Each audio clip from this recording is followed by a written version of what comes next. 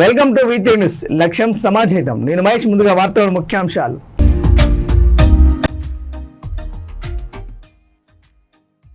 CM Revanth Reddy ఇవాళ ఢిల్లీ వెళ్లే అవకాశం. కాంగ్రెస్ పెద్దలతో భేటీ కానున్నట్టు సమాచారం.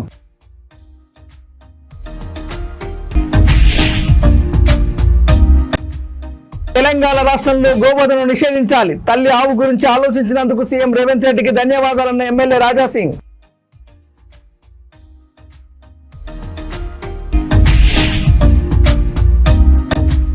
కాసేపట్లో విజయవాడకు చెవిరెడ్డి భాస్కర్ రెడ్డి. బెంగళూరు ఎయిర్పోర్ట్ లో చెవిరెడ్డి భాస్కర్ రెడ్డిని నిలువరించిన పోలీసులు.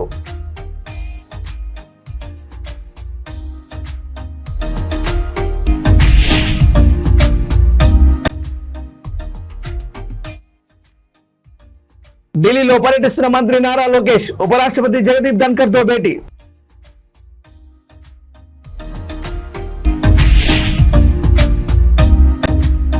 ఉగ్రవాదంపై G7 సదస్సులో ప్రసంగించిన మోడీ.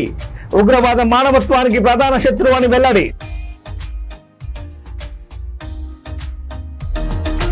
ఇక డీటెయిల్ చూస్తే జయశంకర్ భూపాలపల్లి జిల్లా భూపాలపల్లి నియోజకవర్గంలోని రేగొండ మండలం చెన్నాపూర్లో పలు అభివృద్ధి పనులకు deputy CM Mallu Bhatti Vikramarka, IT పరిశ్రమల శాఖ మంత్రి శ్రీధర్ బాబు శంకుస్థాపనలు చేశారు.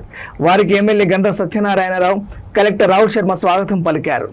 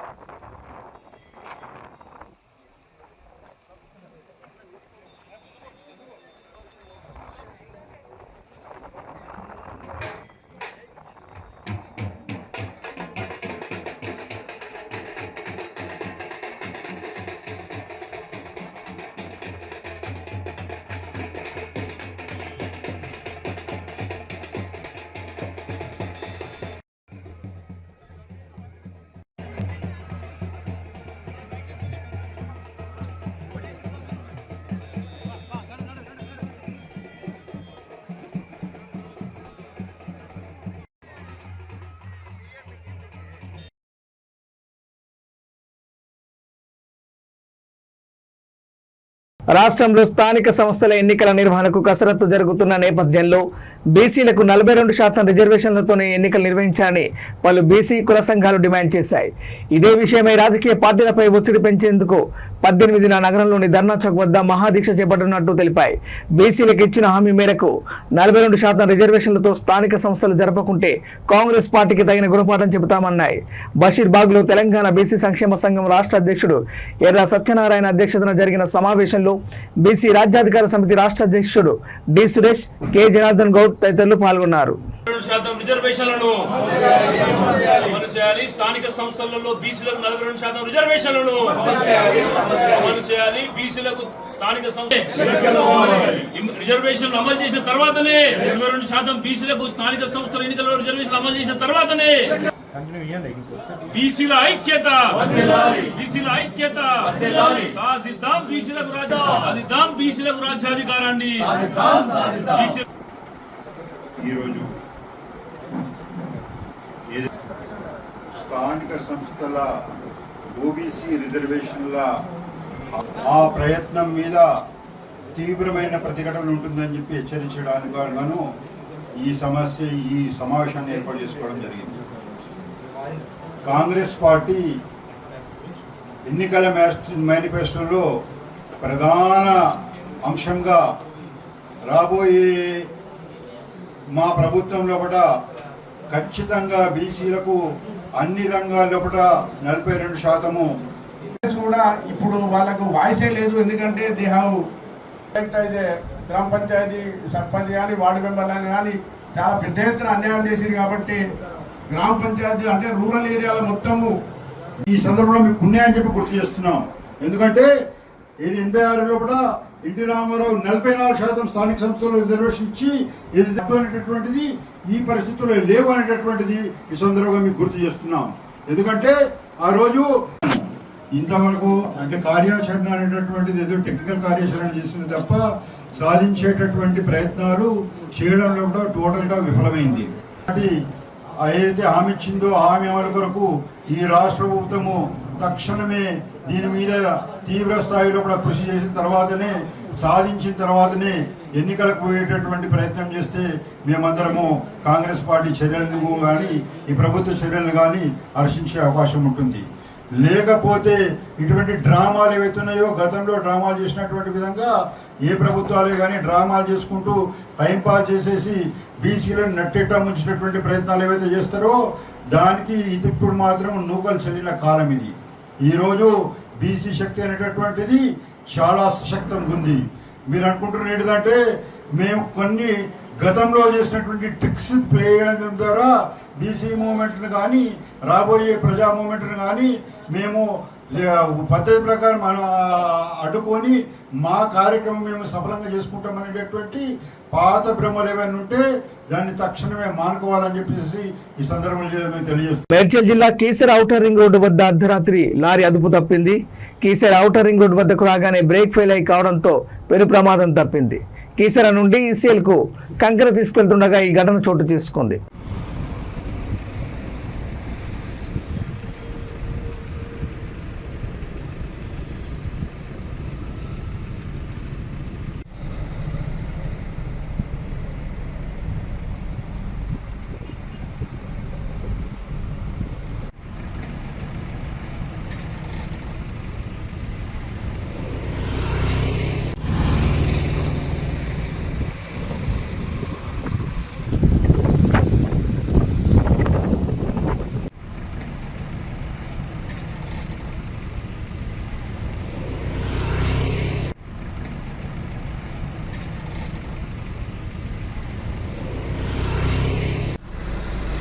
గచ్చిబౌలి ఓఆర్ఆర్ నుంచి కొండాపూర్ వరకు మల్టీ లెవెల్ ఫ్లైఓవర్ త్వరలో అందుబాటులోకి రానుంది. ఆ పనులను జీహెచ్ఎంసీ కమిషనర్ కర్ణన్ పరిశీలించారు. త్వరలో ఈ ఫ్లైఓవర్ సీఎం రేవంత్ రెడ్డి ప్రారంభించనున్నారు. జీహెచ్ఎంసీ 178 కోట్ల రూపాయలతో ఫ్లైఓవర్ నిర్మాణం చేసింది. 1.2 కిలోమీటర్ల పొడవు, 24 మీటర్ల వెడల్పు, 6 లేన్లతో ఫ్లైఓవర్ అందుబాటులోకి రానుంది. ఇప్పటికే గచ్చిబౌలి ప్రాంతంలో ఉన్న 2 ఫ్లైఓవర్లపై నిర్మించిన థర్డ్ లెవెల్ ఫ్లైఓవర్ ఇది. ఓఆర్ఆర్ నుండి కొండాపూర్, ఆఫీస్పేట మార్గాల్లో వెళ్లే వాహనాలకు రాకపోకలు ఈజీగా ఉన్నాయి. ఫ్లైఓవర్ ద్వారా హైటెక్ సిటీ, ఫైనాన్షియల్ డిస్ట్రిక్ట్ కు కనెక్టివిటీకి మెరుగైంది. కొండాపూర్ నుంచి ఎయిర్పోర్ట్కు వెళ్లే వారికి గచ్చిబౌలి జంక్షన్ వద్ద ట్రాఫిక్ చిక్కులు లేకుండా ఫ్లైఓవర్ పై నుంచి జర్నీ సులభం కానుంది.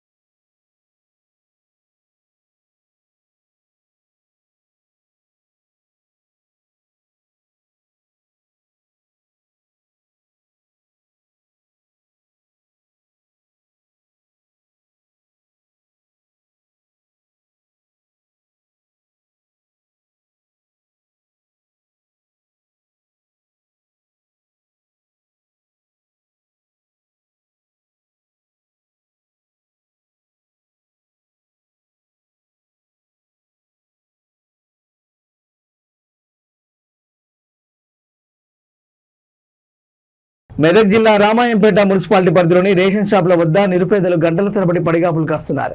3 నెలల రేషన్ బియ్యం కోసం ఉదయం 6 గంటల నుండి ఖాళీ బస్తాలు క్యూ లైన్లో పెట్టి బియ్యం కోసం ఎదురు చూస్తున్నారు.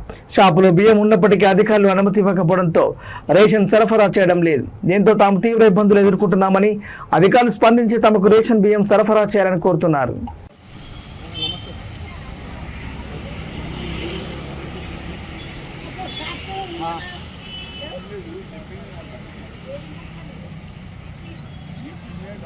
నేను ఫోన్ చేస్తాను ఇచ్చారు ఒక వారం రోజులు.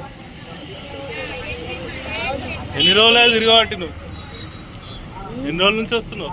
ఏమన్నాయ్యా నేను ఊరిపోయాలని వచ్చిన తీసుకున్నావు మరి రేషన్? తీసుకోలే. ఏమంటారు? తీసుకోకనే డబ్బులు పడుతుంది. ఎన్ని గంటలకు వచ్చినావు? నేను పొద్దుగాల వచ్చిన. ఇస్తుర్రా? ఎందుకు ఇస్తారా? అదేందా అందరం వచ్చి కూర్చున్నాం, అందరం నేనే ఉండిపాడైనా. ఎన్ని గంటలకు వచ్చినావు? 8 గంటలకు వచ్చిన. ఇప్పుడు ఎంత అవుతుందో ఏమంటారు? అవుతుంది. పోసుడు లేదు, తీసుడు. ఎన్ని నెలలు రావాలి? 3 నెలలు ఇచ్చిరా ఇంతకు ముందు ఎప్పుడు? ఈ ఆడదయ్యా ఇచ్చిన కష్టమా? ఇయ్యకనే పోయి మరి ఇయ్యకనే పోయి కూర్చుని దాకా అయితే సర్క్యులర్ ఎకానమీపై సచివాలయంలో అధికారులతో ఏపీ సీఎం చంద్రబాబు సమీక్ష నిర్వహించారు. వ్యర్థాల నుంచి సంపద సృష్టి, వనరుల పునర్వినియోగంపై సమీక్షలో చర్చ జరిగింది. రాష్ట్రంలో సర్క్యులర్ ఎకానమీ పార్కులు ఏర్పాటుకు రాష్ట్ర ప్రభుత్వం యోచన చేస్తుంది. Material recycling association of India ప్రతిపాదనలు సిద్ధం చేసింది. సర్క్యులర్ ఎకానమీ కింద కేంద్ర ప్రభుత్వం గుర్తించిన 11 రంగాలపై రాష్ట్ర ప్రభుత్వం దృష్టి పెట్టింది. మున్సిపల్, వాహనాలు, లిథియం బ్యాటరీలు, జిప్సం, టైర్లు, రబ్బర్, ఎలక్ట్రానిక్, వ్యవసాయం, పారిశ్రామిక, ఆక్వా వ్యర్థాల నుంచి సర్క్యులర్ ఎకానమీ సృష్టించేలా కేంద్రం కార్యాచరణ రూపొందించింది.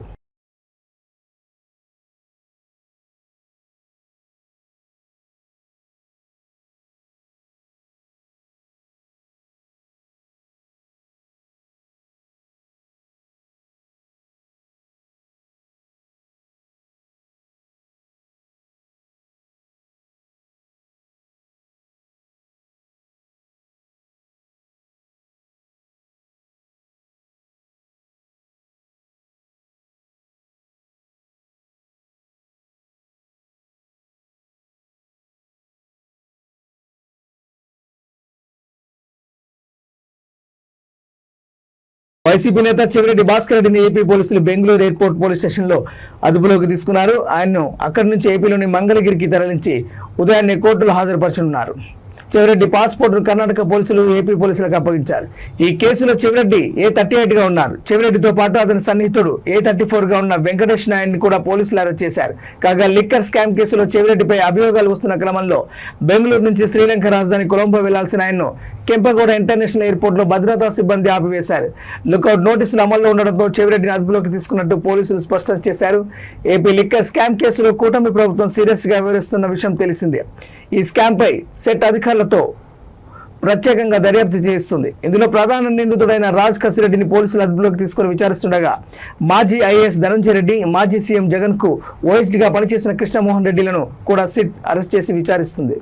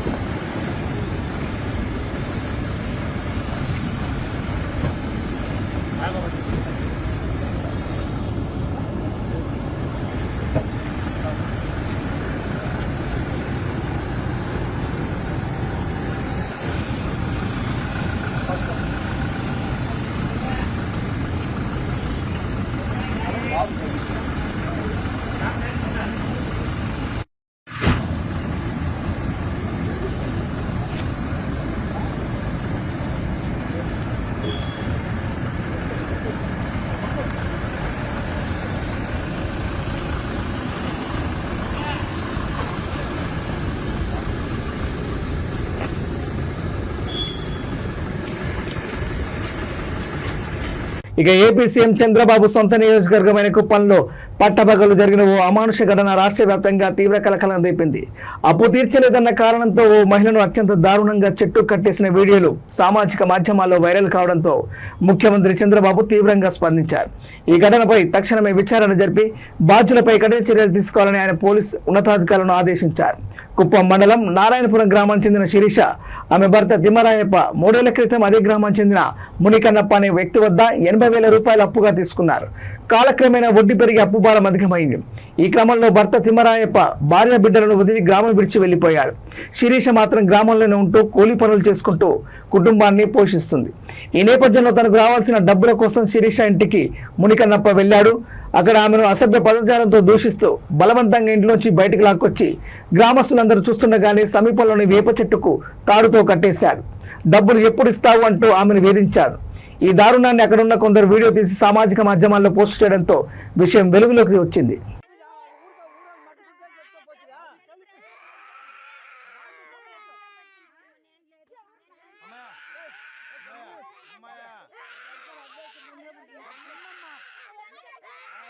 నమస్కారం అండి. నేను మా పిల్లలు టీసీ తీసుకొచ్చేదానికి నారాయణపురానికి వచ్చినాను. బైక్లో తెలిసిన ఆయన్ని తోడుకొని వస్తే అప్పు తీసుకున్నందువల్ల టీసీని చింపేదానికి ప్రయత్నించినారు. నేను చేయలేసి పీక్కున్నాను. అయినా కూడా బట్టలనంతా గుంజి బయట వస్తేనే నన్ను కొట్టి లాక్కెళ్ళి చెట్టుకు కట్టేసి మార్చేసినారు. ముందు మా ఆయన్నే చేసినారు. నైటే తోడుకొని వెళ్ళి మా ఆయన దిగులు పడి వెళ్ళిపోయినాడు. నాకు ఆ పెళ్ళాం వద్దు, బిడ్డలు వద్దని. వాళ్ళ తమ్ముడికి 16 లక్షలు ముందుకు నిలిచి ఇచ్చిన దానికి ఆ అప్పుకు దిగులు పడి మా ఆయన కొద్దిగా చేసినాడు. వాళ్ళు ఎట్లు ఇచ్చినారో అట్లా ఇస్తామని మంచిగానే చెప్తా ఉన్నాం. వినలేదు. చాలా దారుణంగా కొట్టి మా పిల్లోడు ఏడుస్తా ఉంటే రోడ్డుకి ఇచ్చేసి మారి చేసిండారు. ఇస్తాము, మాకు ఏదైనా లోన్ ఈయన వస్తే ఇస్తామని చెప్పినాము. ఈ మారి చేసిండారు. చీరనంతా ఇప్పి కొట్టి తాడు తీసుకొచ్చి కట్టేసి మూతినంతా గిల్లి గొంతు పిసికి చంపేస్తామని బెదిరించినారు. చెప్పితే కూడా వినలేదు. దారులు పోయి వచ్చేవాళ్ళు ఈ మారి కట్టేయడం లేడీస్ని తప్పు అని చెప్పిన తర్వాత అప్పుడు కూడా వినలేదు. ఏమన్నా ఉంటే నువ్వు కట్టేసి తీసుకెళ్ళు అని చాలా దారుణంగా కొట్టినారు సార్. లోపల ఈ మారి చేస్తూ ఉన్నారు. ఆ ఊర్లో పోయేదానికి వచ్చేదానికి లేదు. తెగ ఇచ్చి నిన్ను పోయినాను నారాయణపురానికి. ఈ మారి చేసినారు. నేను వస్తే ఇట్లా చేస్తారని ముందునే చెప్తుంది. అయినా వినలేదు. తల్లిగా వచ్చి సంతకం పెట్టి టీసీ తీసుకొని పోవాల, పిల్లల భవిష్యత్తు ఇది అని చెప్పినారు. నేను నిన్న 1 గంట 10 నిమిషాలకు వెళ్ళినాను. ఆ 1 గంట 10 నిమిషాలకు ఆ మారి జరిగింది. నేను పోయేటప్పుడే ఇంటి దగ్గర రోడ్డు పక్కన కాసు కూర్చున్నారు. టీసీ తీసుకొని బయట వచ్చేటప్పటికి ఈ మారి చేసినారు. మునికేనప్ప, రాజా, వెంకటమ్మ, జగదీశ్వరి. పింఛన్ డబ్బులు కూడా మా పాపకి ఇచ్చేదాన్ని అప్పులు ఇచ్చిన వాళ్ళు పాప చేతిలోనికి పేర్కొని ఉండారు. 3 నెలలుగా పింఛన్ అయితే ఇయ్యలేదు. ఆ పాప ఇచ్చేదానికి మా అమ్మది అప్పు చేసింది ఇస్తానని వస్తే కూడా బెదిరించినారు మా పాపని. నాకు 3 పిల్లోళ్ళు, హ్యాండిక్యాప్, ఒక పాప, 2 ఆడపిల్లోళ్ళు, 1 కొడుకు. మా కొడుకుని తీసుకెళ్ళినాను. వాడిని ఈడ్చి రోడ్డుకి వేసేసి మా అమ్మను కట్టొద్దంటే కూడా ఈ మారి తాడేసి లాగి కట్టినారు. తీసుకుని దాన్ని ఇస్తామని అమ్మను మంచిగానే చెప్తా ఉన్నాను. అయినా వినలేదు. నా మెడలో ఉండే బొట్టునే కూడా నా మొగుడు బాగుంటే చాలు. ఒకప్పుడు బాగా బతికినోడు. 1,00,000 తీస్తే 1,00,000 వడ్డీ కట్టిండాడు. ఊరికి వచ్చేదానికిలే పోయేదానికిలే. మాకేదో కాలనీ ఇల్లు వచ్చింది. ఆ కాలనీ ఇల్లు కట్టుకుంటే దాన్ని అమ్మేసేయి అంటూ ఉన్నారు. మా అమ్మ వాళ్ళు కొంచెం హెల్ప్ చేస్తున్నారు. ఇల్లు లేక వాకిలు లేక ఏదో చిన్న ఇల్లు మా మొగుడి ఇల్లు. మేమేదో కష్టపడి మా పింఛన్ డబ్బులు మా పాపకు వచ్చింది ఇంతో కొద్దిగా కూడిపెట్టి. నెల్లూరు జిల్లా బుచ్చిరెడ్డిపాలెం మండలంలో కోళ్ల వ్యర్థాల రవాణా జోరుగా సాగుతుంది. రాత్రుల్లో విచ్చలవిడిగా చేపల గుంటలకు అక్రమంగా కులిన కోళ్ల వ్యర్థాలను తరలిస్తున్నారు. ఓవైపు ఎమ్మెల్యే వేమిరెడ్డి ప్రశాంత్ రెడ్డి కోళ్ల వ్యర్థాలు తరలిస్తే చర్యలు తప్పని హెచ్చరిస్తున్న ఆక్వా రైతులు మాత్రం ఆమె మాటలు విస్మరిస్తున్నారు. మండలంలోని పంచేడు గ్రామంలో చేపల గుంటలకు కులిన కోళ్ల వ్యర్థాలను తరలిస్తున్న వాహనాన్ని గ్రామస్తులు అడ్డుకున్నారు. తమ గ్రామం గుండా వాహనాలు వెళ్లడం వల్ల దుర్గంధం వెదజల్లుతుందని, చిన్నారులు, ప్రజలు తీవ్ర ఇబ్బందులు ఎదుర్కొంటున్నామని వాపోయారు. ఈ మేరకు వారు పోలీసులకు సమాచారం ఇచ్చారు. పోలీసులు వాహనాన్ని స్టేషన్కు తరలించారు. కోళ్ల వ్యర్థాల తరలింపును పూర్తి స్థాయిలో నిలిపివేయాలని గ్రామస్తులు డిమాండ్ చేస్తున్నారు.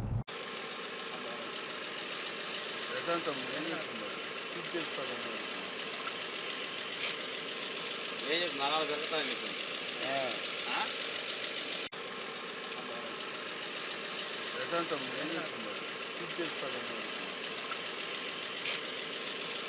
నాలుగు జరుగుతాయి నీకు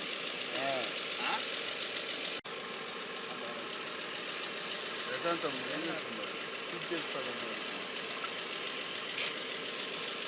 నాలుగు జరుగుతాయి నీకు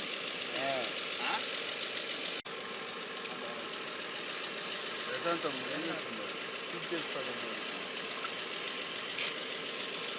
నాలుగు జరుగుతాయి నీకు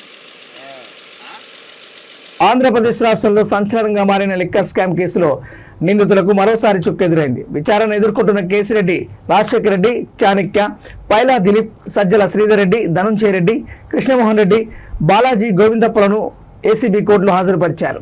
అనంతరం కోర్టు వారికి మరోసారి 14 రోజుల పాటు రిమాండ్ను పొడిగించింది. కోర్టు నిర్ణయంతో లిక్కర్ స్కామ్ నిందితులు జూలై 1 వరకు రిమాండ్లోనే ఉండనున్నారు. దీంతో పోలీసులు వెంటనే వారిని తిరిగి జైలుకు తరలించారు.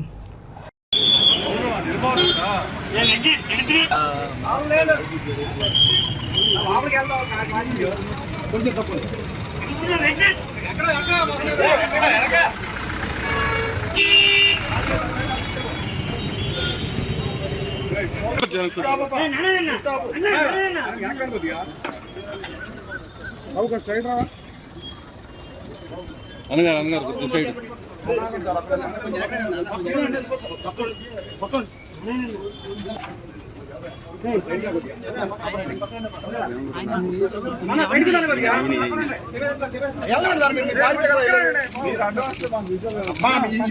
సార్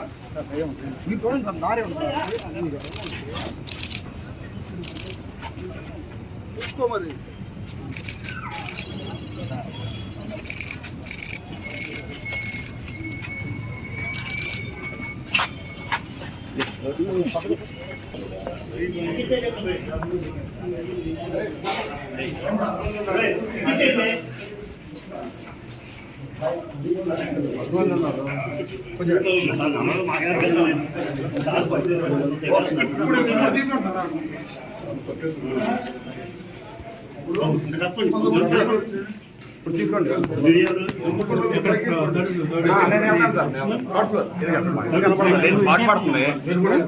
స్పాట్ పడుతుంది.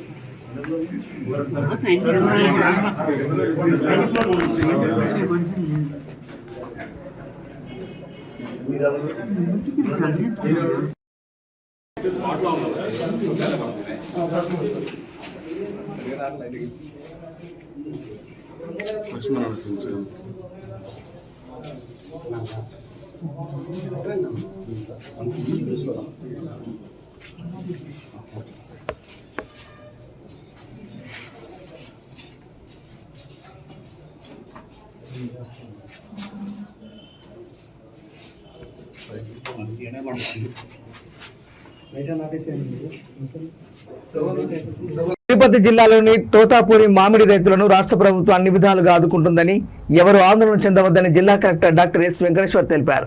స్థానిక కలెక్టర్తోని వీడియో కాన్ఫరెన్స్ హాల్లో జిల్లా collector doctor yes Venkateshwar, joint collector శుభం బన్సల్, జిల్లా ఉద్యాన శాఖ అధికారి దశరథ రామరెడ్డితో కలిసి మామిడి సేకరణపై సమావేశం నిర్వహించారు. రాష్ట్ర ప్రభుత్వం మామిడి రైతులను అన్ని విధాలుగా ఆదుకుంటుందని, ఎవరు ఆందోళన చెందవలసిన అవసరం లేదని జిల్లా కలెక్టర్ తెలిపారు. వాతావరణ పరిస్థితులు, రైతులు తీసుకున్న జాగ్రత్తల వలన మామిడి దిగుబడి పెరిగిందని తెలిపారు. జనవరి నుంచి కూడా రైతులు మామిడి పళ్ళు నాణ్యత, క్వాలిటీ బాగుండాలని, మార్కెట్లో ఎక్కువ ధర రావాలనే ఉద్దేశంతో 2-3 సార్లు అదనంగా పురుగుల మందులు వాడడం జరిగిందని తెలిపారు. దీనివలన ఇన్పుట్ కాస్ట్ పెరగడం జరిగిందని తెలిపారు. గడిచిన 2-3 సంవత్సరాల కంటే గుజ్జు పరిశ్రమ ఈ సంవత్సరం ఎగుమతి ఎక్కువ చేయడం జరిగిందని అన్నారు. అంతర్జాతీయ మార్కెట్ పరిస్థితులు, ఉక్రెయిన్ యుద్ధం వలన మామిడి పల్ప్ ఎగుమతి అనేది చాలా వరకు తగ్గిందని అన్నారు. పక్క రాష్ట్రాలైనటువంటి తమిళనాడు, కర్ణాటకలో కృష్ణగిరి మార్కెట్ నుంచి, మార్కెట్ గుజ్జు పరిశ్రమల నుంచి పార్లే, కోకా-కోలా, పెప్సీ కంపెనీ వాళ్ళు ఎక్కువగా కొనుగోలు చేశారని తెలిపారు. ఈరోజు మనము ఈ ప్రత్యేక ప్రెస్ బ్రీఫ్ మనకి ఉమ్మడి చిత్తూరు జిల్లాలోని ఏదైతే ఇప్పుడు mango harvest and procurement season నడుస్తుందో దానికి సంబంధించి మీడియా మిత్రులందరినీ కూడా పిలవడం జరిగింది. మీ అందరికి తెలిసిందే, ఈ సంవత్సరం మనకి ఒక ప్రత్యేకమైనటువంటి పరిస్థితులు ఏర్పడ్డాయి మ్యాంగోలో. మొదటిది వచ్చేసి మనకి ఈ సంవత్సరం బంపర్ క్రాప్ అనేది వాతావరణ పరిస్థితుల వల్ల కానీ, రైతులు తీసుకున్నటువంటి చర్యల వల్ల కానీ మంచి బంపర్ క్రాప్ అయితే రావడం జరిగింది. రెండవది జనవరి నుంచి కూడా చాలామంది రైతులు పెస్టిసైడ్స్ అంటే మంచి ఫ్రూట్ సైజ్ పెరగాలి, ఫ్రూట్ క్వాలిటీ బాగుండాలి, మార్కెట్లో ఎక్కువ ధర రావాలనే ఉద్దేశంతో ప్రతి ఏడు కూడా 2-3 సార్లు వేసే పెస్టిసైడ్స్ ఈసారి ఒక 2-3 టైమ్స్ పెంచారు. ఆల్మోస్ట్ కొంతమంది అయితే 5-6 సార్లు కూడా పెస్టిసైడ్స్ వేయటం జరిగింది. తద్వారా ఇన్పుట్ కాస్ట్ అనేది పెరగటం కూడా జరిగింది. మూడో విషయం ఏమంటే గడిచిన 2 సంవత్సరాల్లో ఉన్నటువంటి గుజ్జు పరిశ్రమల తాలూకా సేల్స్ అంటే వాళ్ళు జనరల్గా ఇక్కడ ఏంటంటే పార్లేకి, కోకోకోలాకి, పెప్సీకి, అదేవిధంగా ఎక్స్పోర్ట్ కూడా చాలా చేస్తారు. 60% ఎక్స్పోర్ట్ కూడా చేయటం జరుగుతుంది. గడిచిన 2 సంవత్సరాల్లో 2 సీజన్స్లో ఇంటర్నేషనల్ మార్కెట్ కండిషన్స్ ఎఫెక్ట్ వల్ల, ముఖ్యంగా కొన్ని యూరోప్లో యుక్రెయిన్ వార్ వల్ల, మిగతా పరిస్థితుల దృష్ట్యా మనకు ఎక్స్పోర్ట్ అనేది, పల్ప్ ఎక్స్పోర్ట్ అనేది గణనీయంగా తగ్గింది. అదేవిధంగా మనకి పక్క రాష్ట్రాలైనటువంటి తమిళనాడు, కర్ణాటకలో కృష్ణగిరి మార్కెట్ మనకు మేజర్ కాంపిటీటర్గా ఉంటారు. అక్కడ పల్ప్ ఇండస్ట్రీ, అక్కడ లాస్ట్ సీజన్స్లో అక్కడ ఉన్నటువంటి గుజ్జు పరిశ్రమల నుంచి ఎక్కువ మనకి పార్లే కానీ, కోకోకోలా కానీ, పెప్సీ కానీ వీళ్ళు అక్కడ ఉన్నటువంటి గుజ్జు పరిశ్రమల నుంచి కొనుగోలు ఎక్కువ చేశారు. ఎందుకంటే అక్కడ రెమ్యూనరేటివ్ ప్రైస్ వాళ్ళు తక్కువ కమ్మటం, వాళ్ళ రైతు వాళ్ళకి పరిశ్రమలకు తక్కువగా అమ్మటం, తద్వారా పల్పును వాళ్ళు తక్కువకు మార్కెట్ చేసుకోగలిగారు. దీనివల్ల ఏమైందంటే గడిచిన 2 సీజన్స్లో మన గుజ్జు పరిశ్రమల దగ్గర చాలా పల్పు నిల్వలైతే ఉండిపోయినాయి. దానివల్ల ఒకవైపు బంపర్ ప్రొడక్షన్, ఇంకోవైపు గుజ్జు పరిశ్రమల్లో నిల్వలు ఉండటంతో వాళ్ళు తీసుకోవటం ఈసారి ఇబ్బంది అవుతుందనేది లాస్ట్ 5-6 మంత్స్ నుంచి చెప్పడం జరిగింది. అయినప్పటికీ జిల్లా స్థాయిలో ప్రజాప్రతినిధులు, అధికారులు చాలాసార్లు మన గుజ్జు పరిశ్రమలతో, రైతులతో, రైతు సంఘాల నేతలతో, అదేవిధంగా ఎండ్ కన్జ్యూమర్స్ మార్కెట్ వాళ్ళతోటి కూడా అనేక సార్లు వాళ్ళతో సమావేశాలు నిర్వహించడం జరిగింది. సమస్యలు తెలుసుకోవటం జరిగింది. ప్రభుత్వానికి కూడా నివేదించడం జరిగింది. అదేవిధంగా జిల్లాలో ఉన్నటువంటి ఇన్ఛార్జ్ మంత్రులు కూడా ప్రభుత్వానికి నివేదించడం జరిగింది. చీఫ్ సెక్రటరీ గారు కూడా హైయెస్ట్ లెవెల్లో బ్యాంకర్స్ కమిటీ మీటింగ్ కన్వీన్ చేసి గుజ్జు పరిశ్రమల తాలూకా వాళ్ళ రిక్వెస్ట్ మేరకు ఏదైతే వాళ్ళు లోన్స్ తీసుకున్నటువంటి ఇంట్రెస్ట్ పేమెంట్స్ని కూడా డిఫర్ చేయడానికి కూడా కార్యాచరణలో ఇప్పుడు తీసుకోవడం జరుగుతుంది. అవి ఈచ్ ఇండివిజువల్ బ్యాంక్స్ కూడా వాటికి ఫేవరబుల్గా యాక్షన్స్ తీసుకోబోతున్నాయి. అదేవిధంగా మనకి గౌరవ ముఖ్యమంత్రి గారు కూడా దీన్ని రైతులందరికీ ఎక్కడ ఇబ్బందులు కలగకుండా గౌరవ ముఖ్యమంత్రి గారు మనకి మినిమం 12 రూపాయలు కొనుగోలు చేయవలసిందిగా కేజీ మినిమం 12 రూపాయలు తోటాపూరి వెరైటీ ఏదైతే ఉందో పల్ప్కి ఉపయోగపడేది మినిమం 12 రూపాయలకి చేయవలసే విధంగా ఆదేశాలు ఇచ్చున్నారు. దాంట్లో 4 రూపాయలు ప్రభుత్వం. తిరుమల శ్రీవారిని తెలంగాణ మంత్రి Laxman Kumar, MP Appanna Naidu, AP NGOs state president Vidyasagar దర్శించుకొని స్వామివారి సేవలో పాల్గొన్నారు. వీఐపీ ప్రారంభ విరామ సమయంలో వెంకటేశ్వర స్వామిని దర్శించుకొని మొక్కులు చెల్లించుకున్నారు. ముందుగా ఆలయ సిబ్బంది వారికి స్వాగతం పలికి దర్శన ఏర్పాటు చేశారు.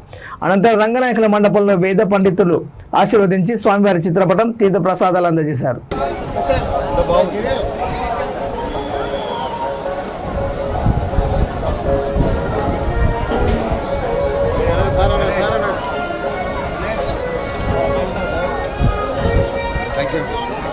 తెలుగు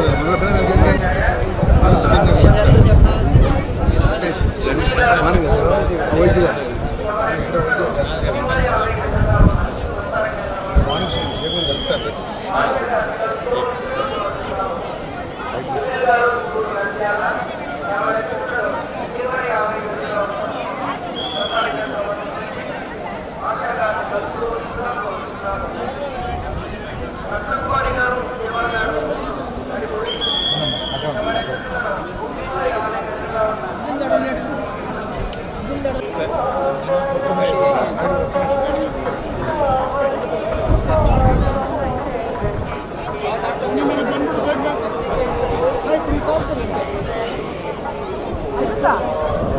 ఈ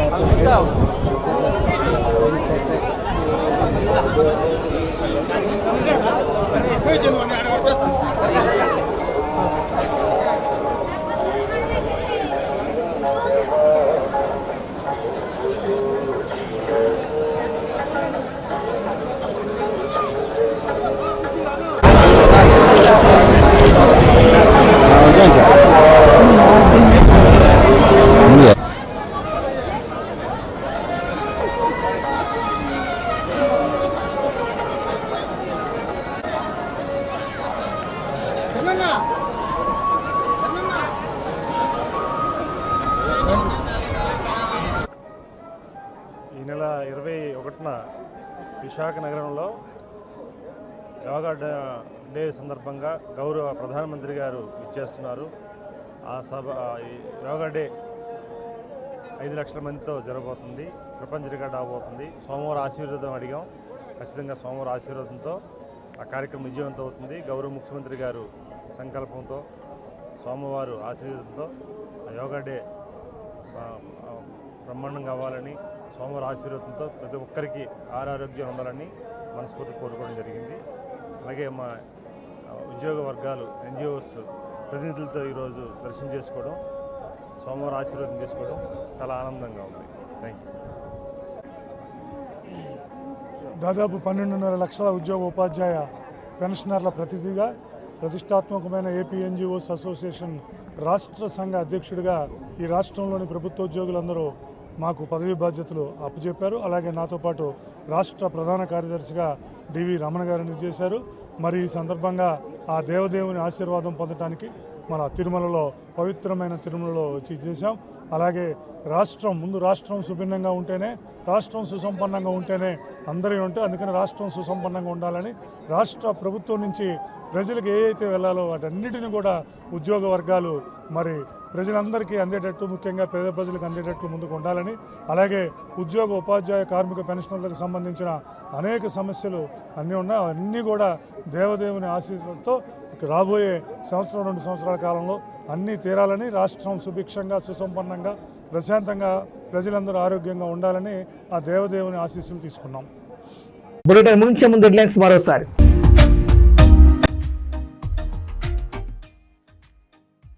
సీఎం రేవంత్ రెడ్డి ఇవాళ ఢిల్లీ వెళ్లే అవకాశం. కాంగ్రెస్ పెద్దలతో భేటీ కానున్నట్టు సమాచారం.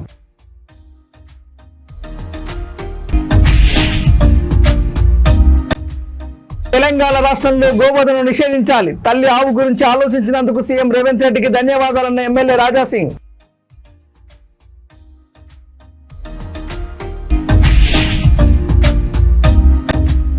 కాసేపట్లో విజయవాడకు చెవిరెడ్డి భాస్కర్ రెడ్డి. బెంగళూరు ఎయిర్పోర్ట్ లో చెవిరెడ్డి భాస్కర్ రెడ్డిని నిలువరించిన పోలీసులు.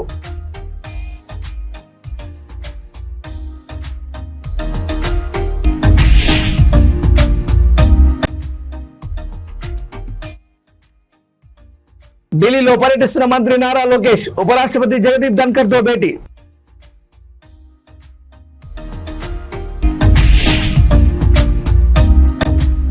ఉగ్రవాదంపై G7 సదస్సులో ప్రసంగించిన మోడీ. ఉగ్రవాదం మానవత్వానికి ప్రధాన శత్రువు అని వెల్లడి.